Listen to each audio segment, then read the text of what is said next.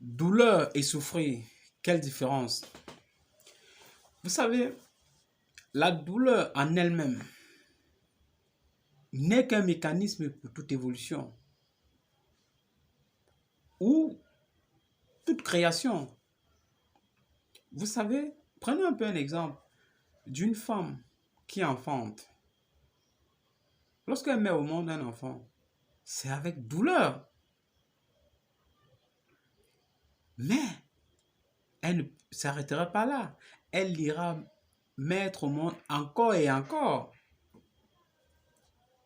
Mais maintenant, souffrir, la souffrance n'est que l'état d'esprit en fait. C'est-à-dire, c'est la conception du mental.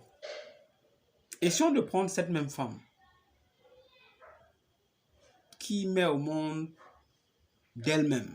C'est-à-dire, elle décide de donner vie à un enfant.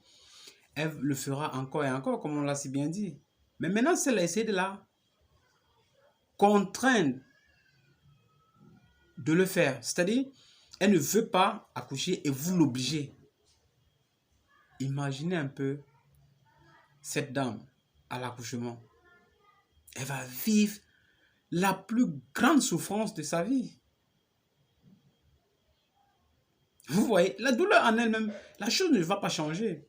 Mais maintenant, c'est la conception en fait. C'est que dans sa tête, comme elle n'est pas prête, comme elle ne le veut pas, du coup, c'est une souffrance. Oh, c'est la même chose, c'est la même douleur, mais c'est comme ça qu'elle va concevoir les choses. Donc, c'est pour dire quoi? C'était pour dire que... Alors, vous remarquerez que lorsque on est pour un changement, c'est-à-dire lorsqu'on est d'accord d'un changement, on accepte la douleur de ce changement avec joie. Mais lorsque on n'est pas pour ce changement, alors ce changement devient une souffrance, une torture. C'est pourquoi il est beaucoup mieux de vouloir avant de pouvoir. Parce que on ne peut traverser les pires situations, les situations les plus difficiles, entre guillemets, avec joie et espoir que lorsque on est pour cette traversée.